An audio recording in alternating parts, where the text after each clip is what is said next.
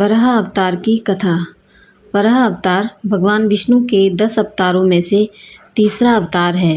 हिरण्याक्ष और हिरण्यकशिपु ने जब दिति के गर्भ से जुड़वा रूप में जन्म लिया तो पृथ्वी कांप उठी। हिरण्याक्ष और हिरण्यकशिपु दोनों पैदा होते ही बड़े हो गए और अपने अत्याचारों से धरती को कपाने लगे। यद्यपि हिरण्याक्ष और हिरण्यकशिपु दोनों बलवान थे, किंतु फिर भी उन्हें संतोष नहीं था। वे संसार में अजेयता और अमरता प्राप्त करना चाहते थे। हिरण्याक्ष और हिरण्यकशिपु दोनों ने ब्रह्मा जी को प्रसन्न करने के लिए बहुत बड़ा तप किया। उनके तप से ब्रह्मा जी प्रसन्न हुए। ब्रह्मा जी से अजेयता और अमरता का वरदान पाकर हिरण्याक्ष उद्दंड और स्वेच्छाचारी बन गया। वह तीनों लोकों में अपने को सर्वश्रेष्ठ मानने लगा। हिरण्याक्ष ने गर्वित होकर तीनों लोकों को जीतने का विचार किया।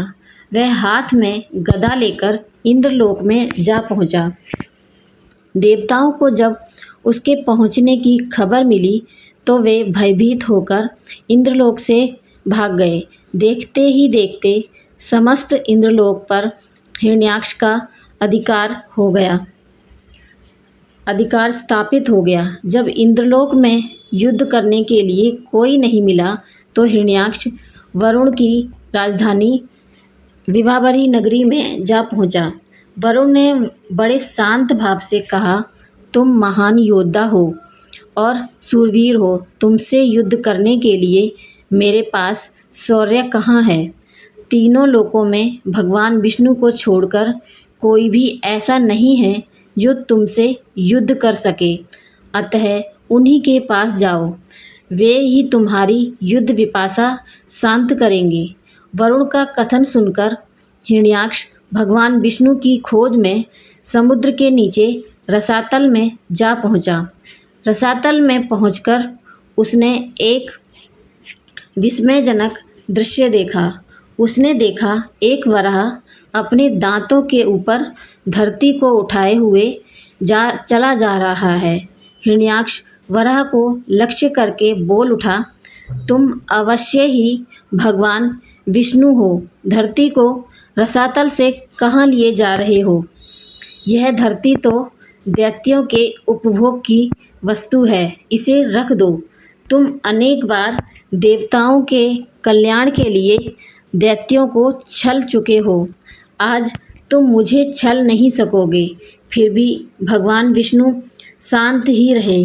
उनके मन में रंच मात्र भी क्रोध पैदा नहीं हुआ। वे वराह के रूप में अपने दांतों पर धरती को लिए हुए आगे बढ़ते रहे।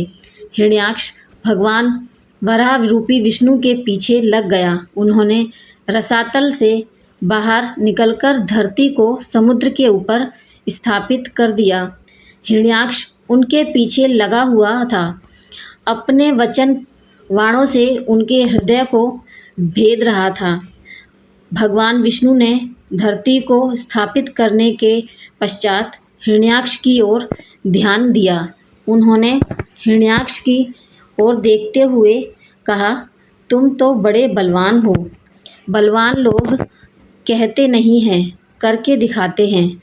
तुम तो केवल प्रलाप कर रहे हो। मैं तुम्हारे सामने खड़ा हूँ, तुम क्यों नहीं मुझ पर आक्रमण करते? बढ़ो आगे, मुझ पर आक्रमण करो। हिरण्याक्ष की रगों में बिजली दौड़ गई। वह हाथ में गदा लेकर भगवान विष्णु पर टूट पड़ा। भगवान के हाथों में कोई अस्त्र शस्त्र नहीं था। उन्होंने दूसरे ही क्षण हिरण्याक्ष के हाथ से गदा छीनकर दूर फेंक दी। हिरण्याक्ष क्रोध में उन्मत्त हो उठा। वह हाथ में त्रिशूल लेकर भगवान विष्णु की ओर झपटा। भगवान विष्णु ने शीघ्र ही सुदर्शन का आह्वान किया। चक्र उनके हाथों में आ गया। उन्होंने अपने चक्र से हिरण्याक्ष के टुकड़े टुकड़े कर दिए। भगवान विष्णु के हाथों में मारे जाने के कारण हिरण्याक्ष वैकुंठ लोक में चला गया। जय श्री हरि विष्णु। मेरी ये कहानी आपको पसंद आई हो तो कमेंट कर ज़रूर बताएं और मेरे चैनल को लाइक, शेयर और सब्सक्राइब ज़रूर करें। धन्यवाद।